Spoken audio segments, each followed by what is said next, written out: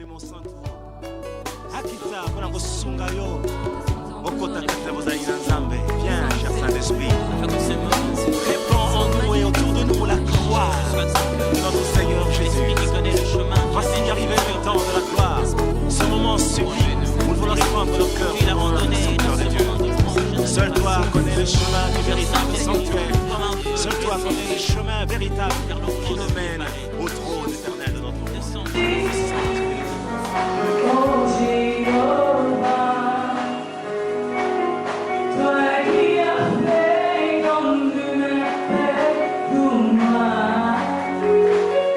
Que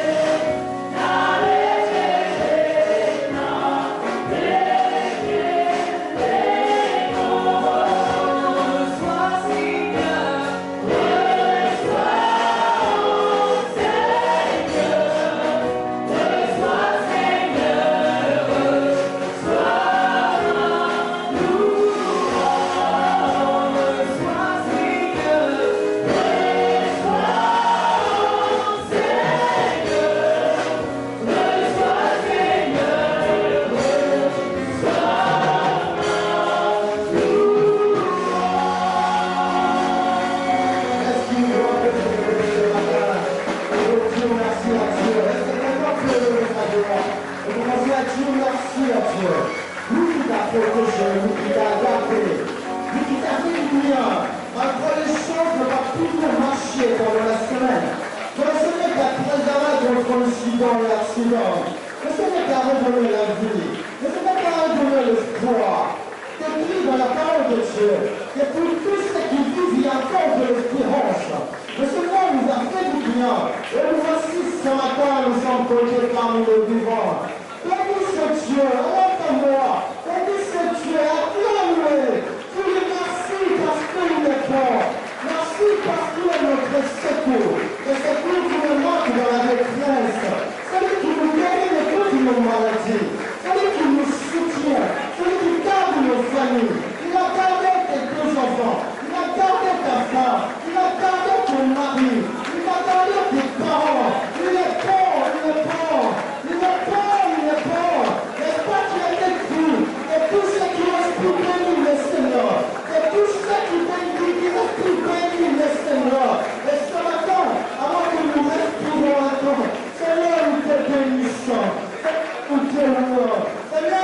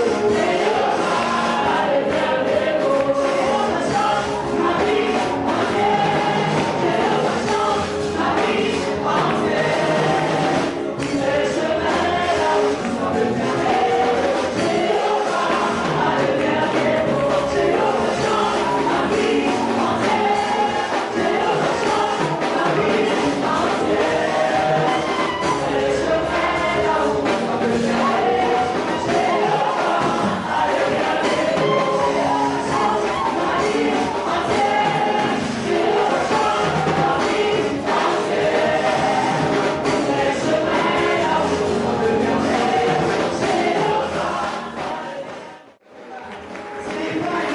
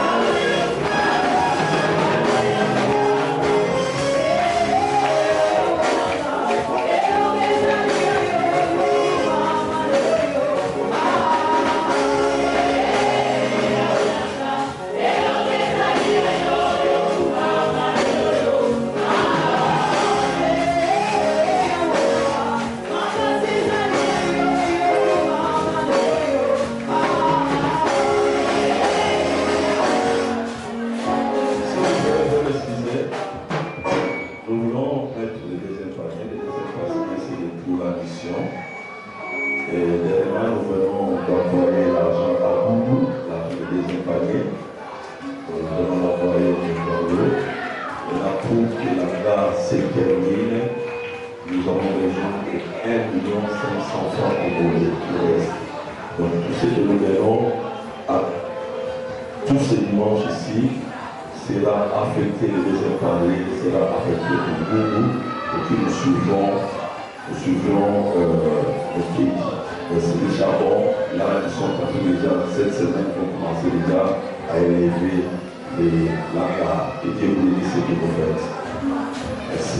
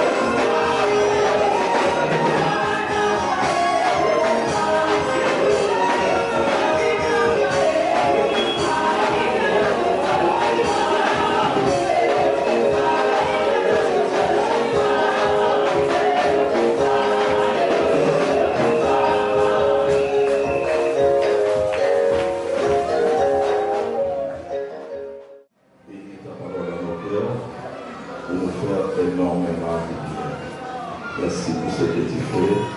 Dans le nom de Jésus. Amen. Que Dieu soit béni. Je voudrais récupérer mon aide.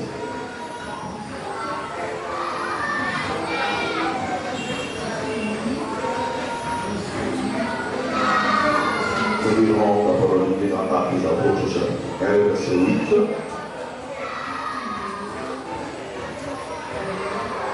Mais vous recevrez puissance, le Saint-Esprit surviendra sur vous, et vous serez mes témoins à Jérusalem, dans toute la Judée, dans la Samarie et jusqu'aux extrémités de la terre. Alléluia. La Bible dit au verset 9, après avoir dit cela, il fit élever pendant qu'il les regardait et il lui allait au ciel. Bien-aimés dans le Seigneur, depuis le dimanche passé, nous avons commencé un enseignement. En fait, cet enseignement devait être tout juste après la Pentecôte. Mais vu tout ce qui s'était passé, nous avons décalé cela pour commencer cela et nous irons là où Dieu nous amènera. Vous savez, dans nos familles, dans nos traditions et partout dans le monde, on considère plus les dernières paroles d'une personne quand on est en train de se séparer. Et même Dans nos familles, vous attendez, j'ai entendu quelqu'un dire, notre grand-père avait dit ceci. Les frères-pères avaient dit ceci. Et on considère cette parole. Là, c'est Jésus qui parle. Dans les actes des apôtres. Il est en train de quitter la terre. Après avoir connu la résurrection. Il devait rentrer au ciel pour donner le rapport au Seigneur, au Père, et siéger comme intercesseur pour son Église. Là, il est en train de parler aux disciples. Parce qu'il y avait une préoccupation. Les disciples avaient une préoccupation de savoir à quand la restauration d'Israël. Il leur a dit non, ça ce n'est pas important pour vous. Ce qui doit vous préoccuper aujourd'hui, sachez que vous recevrez une puissance. Vous, l'Église, vous, toi et moi, vous recevrez une puissance. La puissance du Saint-Esprit qui surviendra sur vous et vous serez mes témoins. C'est ainsi que nous disions les terres que nous sommes en train de traiter depuis le dimanche passé, c'est l'Église, le Saint-Esprit et la mission. Cela vient des Actes des Apôtres au chapitre 1, le verset 8. Mais vous, c'est ça l'Église, vous recevrez une puissance et Saint-Esprit, vous serez mes témoins. Et faire être témoins, c'est ça la mission que Dieu nous a confiée. Bien-aimés dans le Seigneur, cette parole ne concerne pas seulement, entre guillemets, ceux qui sont dans les ministères pastoral, docteur, prophète, évangéliste. Non, cette parole s'adresse à toute personne qui se déclare chrétienne. Vous serez mes témoins. Témoins de la pensée biblique, c'est martyr. Vous serez des martyrs à cause de mon nom. Alléluia. Hier, j'ai vu dans les réseaux sociaux, il y a une histoire, une image, une vidéo qui circule, je ne sais pas si elle est vraie, si elle est vraie, mais ce qui est vrai dans les vidéos, on voit des femmes et des hommes dans des sachets presque nus. On dit que c'est en Afghanistan. Vous savez, les talibans ont récupéré la nation Afghanistan. C'est eux qui sont en train de régner pour le moment. Et ces gens-là ne blaguent pas, persécutent les chrétiens d'une manière terrible. Alors, quand même à la maison, quand vous êtes bien-aimés, ayez le temps même de prier pour les chrétiens qui sont dans des mondes compliqués. Et nous avons l'avantage, nous avons cet avantage de pouvoir témoigner Jésus dans toute attitude. Mais nous ne le faisons pas. Alors qu'ailleurs, on n'a pas cette opportunité de le faire librement, mais ils le font. Et j'ai compris une chose, l'évangile marche souvent quand il y a la persécution. Et ce n'est pas bien la persécution. Mais les chrétiens ne comprennent pas. Même les disciples, après avoir récité ces paroles, nous verrons les jours à venir de Jésus. Et au moment où ils étaient là, en train de se rassembler, comme nous rassemblons là dans les églises, voir des miracles, voir la puissance de Dieu. Ils ne voulaient pas partir pour faire la mission. Alors que Dieu leur avait donné les mandats. Jésus leur avait donné les mandats. Vous serez mes témoins de Jérusalem, Judée, Samarie, jusqu'aux extrémités de la terre. Mais ils ne voulaient pas. C'est ça le problème avec l'Église. Nous ne voulons pas faire la mission. Bien aimé, ce qui part dans les cœurs de Dieu, c'est la mission. La respiration de Dieu, c'est la mission. La mission, c'est quoi? Récupérer l'homme qui est perdu. L'homme a été créé à l'image de Dieu. Quand Dieu voit son image en train de souffrir, Dieu plaire. Son cœur bat au rythme de la mission. La Bible est un livre missionnaire. Et nous, si nous aimons Dieu, nous devons nous préoccuper de la mission.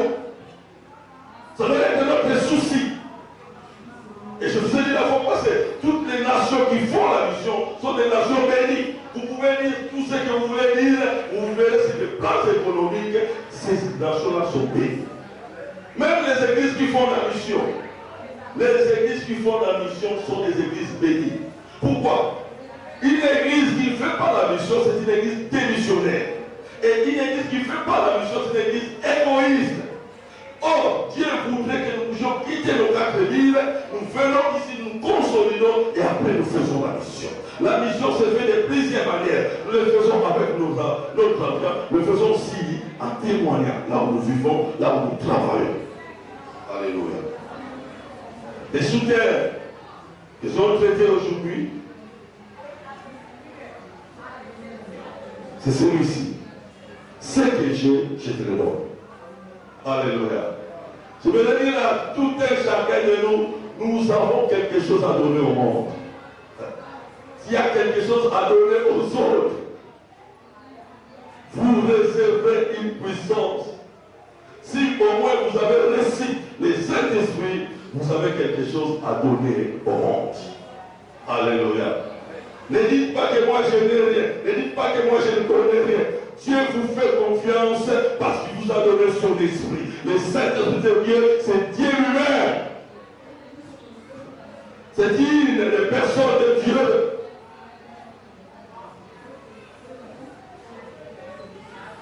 Dans cette prédication, ce que je veux que vous puissiez retenir, c'est que nous devons comprendre.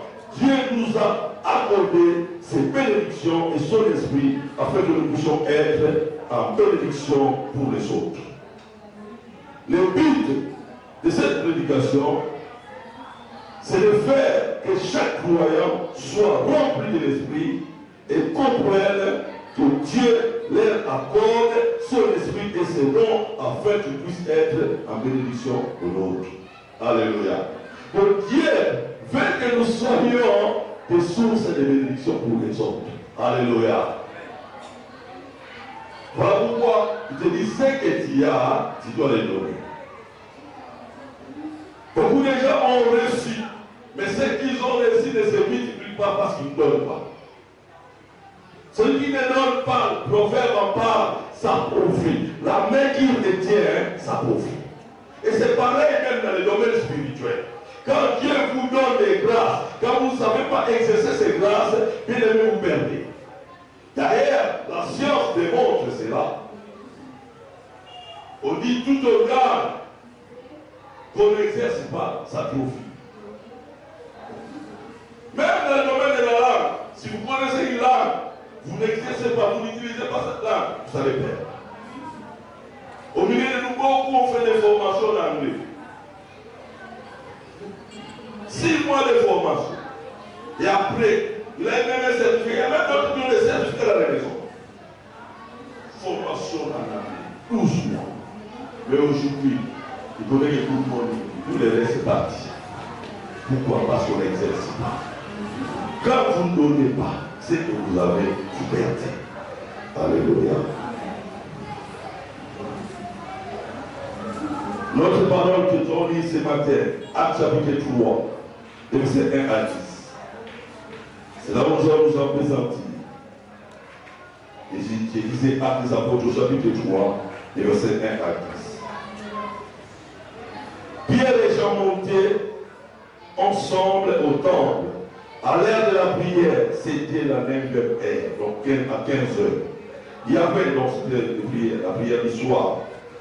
Il y avait un énorme boîtier de naissance qu'on portait et qu'on plaçait tous les jours à la porte du temple appelé la Belle. Donc au soir,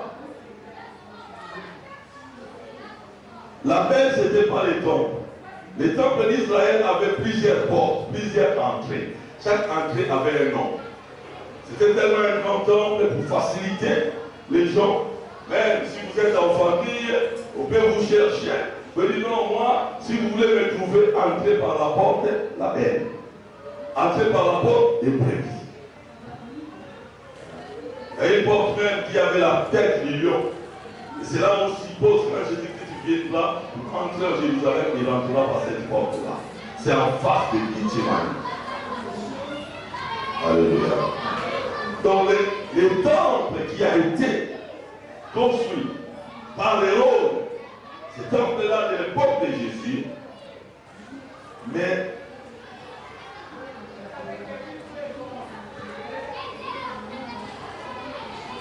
l'homme boité était à la porte du temple, la Belle, appelée la Belle. Et c'est par là que Paul et Jean devaient, Pierre et Jean devaient entrer. Cet homme était là pour qu'il demande l'aumône à ceux qui entraient dans les temples. Cet homme voyant bien les gens qui allaient y entrer leur demander l'aumône. Bien de même, les gens fixa les yeux sur lui et dit, regardez-moi. Et il les regardait attentivement, s'attendant à recevoir de lui quelque chose. Alors, Pierre lui dit, je n'ai ni argent ni or, et ce que j'ai, c'est là où nous sommes tirés notre terre, je te le donne. Au nom de Jésus de Nazareth, lève-toi et marche. Et le prenant par la parole, par la main droite, il le fit lever. Au même instant, ses pieds et ses chevilles devinrent fermes. D'un saut, il fut debout, il s'est mis à marcher, il entra avec eux. Il entra avec eux dans les temples, marchant, sautant et louant Dieu. Tout le monde le vit marchant et louant Dieu. Il reconnaissait que c'était celui qui était assis à la belle porte, de la porte la belle. Il tombe pour demander le monde. Il fut rempli d'étonnement et de surprise au sujet de ce qui lui était arrivé. Alléluia. Vous savez, cet homme, c'est doigté, quand Jésus faisait son ministère, ces doigtés étaient là. Je voudrais te dire, il y a des problèmes que Jésus a laissés, que toi tu dois résoudre. Alléluia. Tu ne vas pas résoudre ta seule, tu résoudras celle-là, tu vas résoudre ces problèmes par la puissance du Saint-Esprit que Dieu t'a doté. Le Seigneur ne t'a pas laissé les comptes en bas, mais il t'a laissé plus que les comptes en bas, le Saint-Esprit. Vous savez, la difficulté de l'Église aujourd'hui, nous ne comprenons pas que nous avons une grande richesse. Des fois, nous enfuyons le païen, alors que c'est que Dieu nous a doté lui-même. La personne du Saint-Esprit, c'est une des personnes de Dieu. Nous n'avons pas trois dieux, mais notre Dieu se manifeste en trois, le Père, le Fils et le Saint-Esprit. Chacun est à sa dispensation. Nous sommes dans la dispensation du Saint-Esprit. Le Saint-Esprit est Dieu. Quand il vit en toi, il est capable de transformer tout. Alléluia. Les jours où la veuve avait connu des poursuites de ses enfants à cause de la dette de son mari, que la dette que son mari avait laissée, on devait confisquer ses enfants. Le pasteur de Dieu nous a parlé de cela dans le séminaire. Il est parti voir le prophète. Le prophète lui a dit, qu'est-ce que tu as? La différence entre son mari, le fils du prophète et le prophète. Le prophète connaissait ce qu'il avait. Beaucoup de chrétiens ignorent ce que nous avons.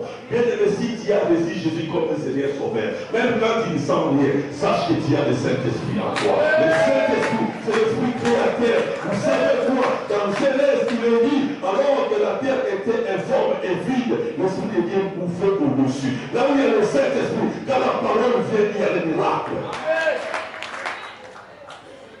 Alors que l'Esprit mouvait sur la terre qui était informe, la Bible dit Dieu parla, Dieu dit qu'il est ceci et qu'il est.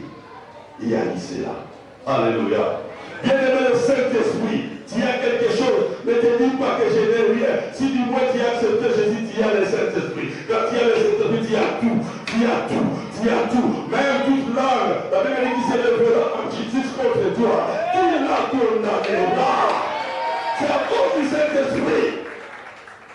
Pourquoi la Bible dit vous prendrez les breuvages mortels et vous ne mourrez pas? Ce n'est pas vous, c'est à cause de la présence du Saint-Esprit en vous.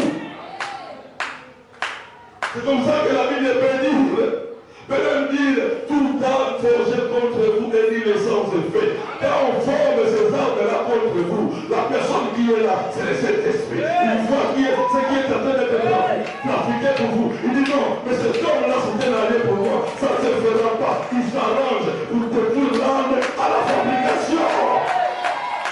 Alléluia. Nous avons quelque chose. Je voudrais que tu dises j'ai quelqu'un. Tu n'as pas raison de dire je n'ai personne. Même si tu es orphelin de père et de mère, même si tu n'arrives pas à payer le devoir, dis-toi que tu as quelqu'un. Tu as quelqu'un de puissant qui a le cœur de riche entre ses saintes mains. Il est capable de l'incliner comme un courant d'eau. Voilà ce que la Bible dit. Le problème, c'est toi qui ignores ce que le Saint-Esprit est capable de faire Tu vis des fois dans les compromissions. Quand tu regardes l'âge avance, quand tu regardes les problèmes ne marchent pas, tu commences à s'entêter. Oh, tu fais la honte de ton Dieu. Mets tes genoux, cherche Dieu, du Saint-Esprit, aide-moi. La Bible dit, il sort de la profondeur de Dieu. C'est que je te le donne. Pourquoi? Parce que Pierre avait compris. Vous savez, quand vous voyez la vie de Pierre avant la Pentecôte et après la Pentecôte, c'est une vie différente. Pierre qui était ferré, Pierre qui pouvait parler n'importe comment, mais à la Pentecôte, après, même les jours de la Pentecôte, il y avait après une prédication, une seule prédication, 3000 personnes étaient sauvées. Cette Pierre-là ne reculait plus. Cet homme pointé, Jésus l'avait laissé là, à la porte, la belle, il était connu. Les gens pouvaient raconter dans leur famille, tu vois ce pointé-là, qui reste devant l'église, il me dérange. Chaque fois que j'entre, il me demande l'argent. L'autre fois, je vide même cette porte-là. J'entre par la porte de derrière. Je vais dire à quelqu'un, à l'église, on ne vient pas chercher qu'on vous donne l'argent. À l'église, on veut chercher le Saint-Esprit. C'est le Saint-Esprit qui vous donnera l'argent. Heureusement, ces jours-là, Pierre n'avait rien. Pierre, le grand Pierre n'avait pas de monnaie. Alors qu'il venait à l'église avec Jean, certainement ils étaient en train de chanter. Certainement un de leurs était le prédicateur de ces jours-là. Alléluia. Arrivé là, ils ont vu les messieurs. Elle dit, ah voilà, voici les responsables sont là. Donnez-moi quelque chose. La Bible dit, il s'attendait à quelque chose. Ce qui est bien, il s'attendait à quelque chose.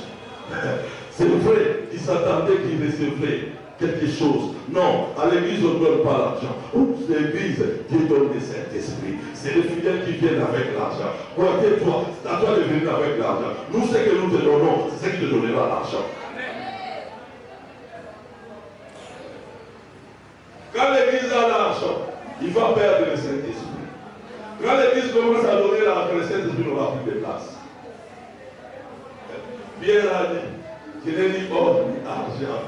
Ce que nous avons, alléluia, nous allons te le donner. Ce que nous allons te donner, c'est plus que l'argent. Ça te rendra capable de trouver un travail. Ça te rendra capable d'être productif. Ça te rendra capable de pouvoir donner aux autres. Nous te donnons le Saint-Esprit. Le Saint-Esprit qui va fermer ton travail, va fermer tes jambes, va fermer tes pieds. Alors qu'il était assis, la Bible dit, Pierre dit, au nom de Jésus, lève-toi et marche. La Bible dit, les boiteux s'éleva des seaux. Alléluia. Je prie que tes affaires, à cause de la puissance du Saint-Esprit, prennent les seaux. Prennent les seaux. Alléluia.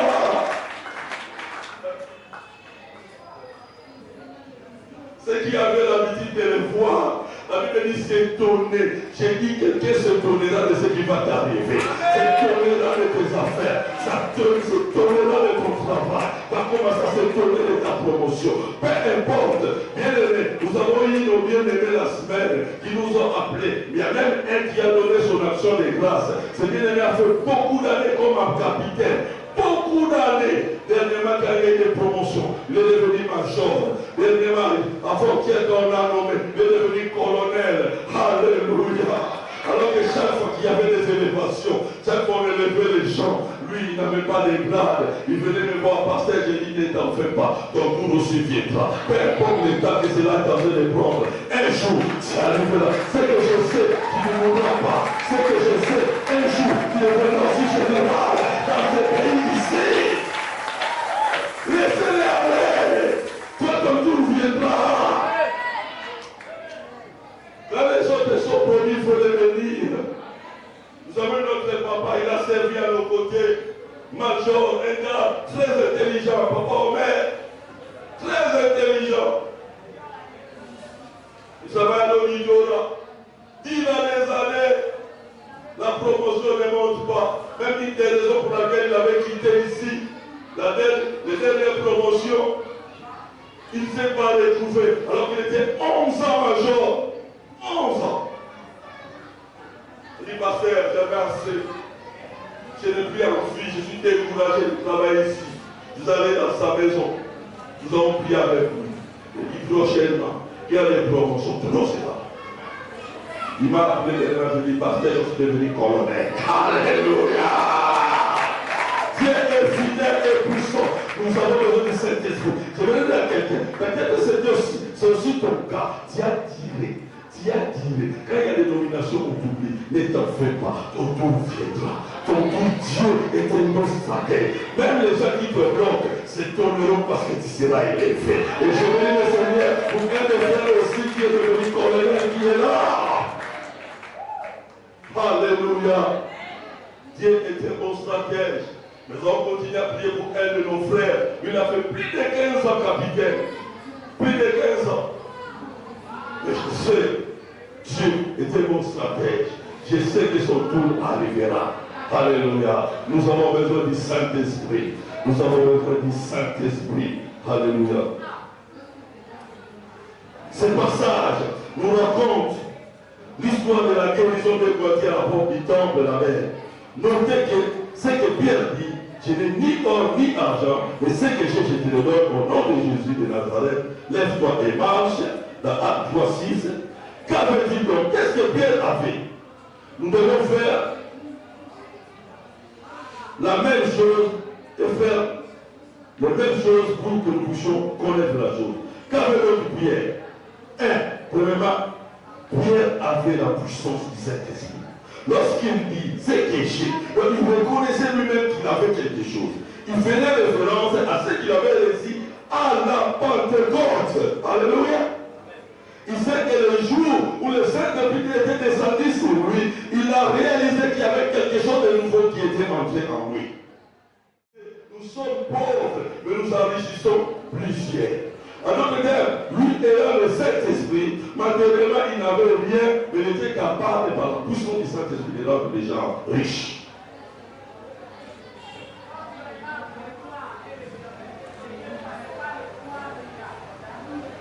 Son expérience de Pierre, pentecôtiste, avait entraîné une manifestation extraordinaire de la puissance spirituelle qui, à son tour, avait abouti à une grande moisson d'âme. Acte 2:41, là où il avait prêché, 3000 personnes étaient sauvées. Écoutez ce que dit Pierre. Au nom de Jésus de Nazareth, lève-toi et marche. Donc, quand nous avons le Saint-Esprit, d'abord il faut avoir le Saint. La première chose, on accepte Jésus. Quand on accepte Jésus, le Saint-Esprit vient en nous, habiter en nous. Mais pour donner, nous dégageons la puissance du Saint-Esprit par le nom de Jésus. Alléluia. Par le nom de Jésus. C'est que je te le donne. Je te donne au nom de Jésus. En d'autres termes, j'ai reçu le mandat de Jésus. Par Jésus. C'est Jésus qui m'a donné le mandat de te faire du bien. Nous ne pouvons avoir recours au nom de Jésus que si nous sommes soumis à sa volonté et activement engagés dans l'accomplissement de sa mission. Ouais. Tu veux voir l'impact de la puissance de cet esprit? Au nom de Jésus, sois engagé pour la mission. Et les soucis que les âmes soient sauvées. Beaucoup de gens ne dégagent pas la puissance de Dieu parce qu'ils sont égoïstes. Mais beaucoup, et surtout les jeunes, ils demandent la puissance de Dieu pour être orgueilleux, pour qu'on sache, c'est lui qui a la puissance. Hein? Quand il se lève, il prie pour que des personnes il tombe, il se voit à 10 choses. Ah. Mais d'abord, le nom de Satan, c'est parce que la fonction est là. Le dégagement de la puissance, Dieu est multisystème. Dieu peut agir dans l'effervescence comme Dieu peut agir dans le silence et dans le calme. Mais la personne qui vit le miracle, nous-mêmes sait que quelque chose s'est passé dans sa vie. Bien-aimé, attention. Là où on vous dit, Dieu m'a dit, il faut faire attention. Quand un miracle se passe, même les serviteurs de Dieu qui est devant, ils ne se rendent pas compte que un miracle s'est passé. Si la personne ne vient pas le dire, c'est vrai, Dieu peut venir par une parole de connaissance. Il voudrait guérir quelqu'un de ceci.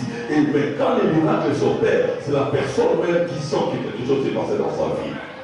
Alléluia. Ce n'est pas aux hommes de Dieu, c'est au Saint-Esprit.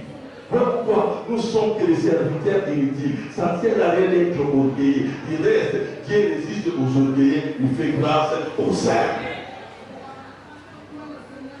Si nous pouvons faire quelque chose, c'est par le Saint-Esprit.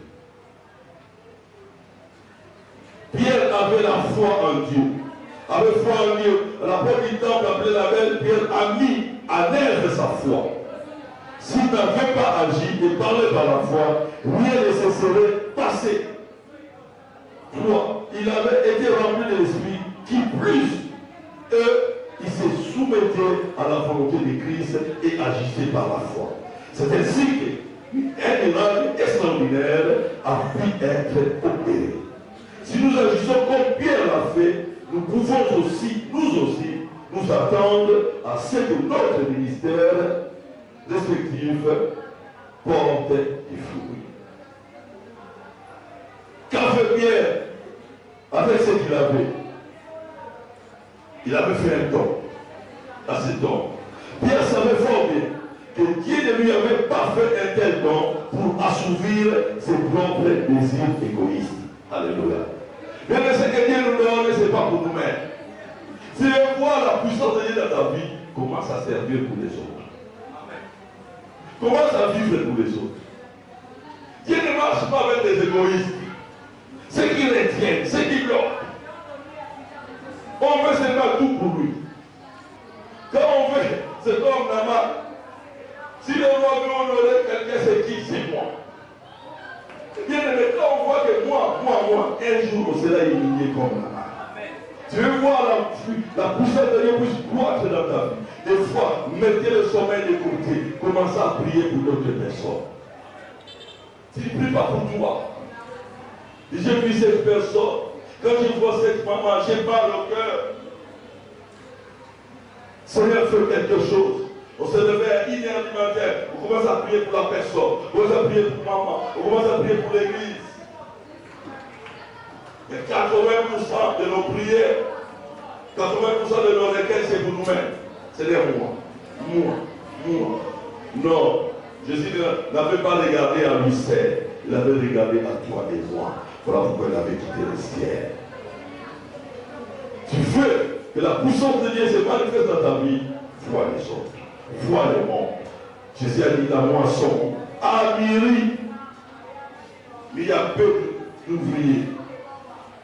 Jacques avait traité cette question dans Jacques chapitre 4, des versets 1 à 3, de l'égoïsme des chrétiens. On voit que nous, il disait Jacques chapitre 4, et verset 1 à 3. Vous convoitez et vous ne possédez pas. Vous êtes mépriés et enviés et vous ne pouvez pas obtenir. Vous avez des querelles et des luttes et vous ne possédez pas parce que vous demandez, vous ne demandez pas. Vous demandez et vous ne recevez pas parce que vous demandez mal dans les vies de satisfaire vos passions en vous. Vos intérêts là. Nous recevons de l'esprit afin qu'à notre tour, nous puissions en faire don à d'autres. C'est-à-dire, si nous prions dans le but que les autres bénéficient, Dieu va nous donner. Alléluia. Mais nous donnons des capacités extraordinaires. Toi, tu cherches un don de guérison, mais tu ne pries jamais pour les malades. Tu n'as jamais eu le fardeau de prier pour les malades. Tu n'auras jamais ces dons. Tu n'auras jamais cela. Tu vas voir ces dons. Apprenez à aller visiter les malades. Apprenez à compatir pour les malades. Et Dieu qui donnera ses dons. Alléluia.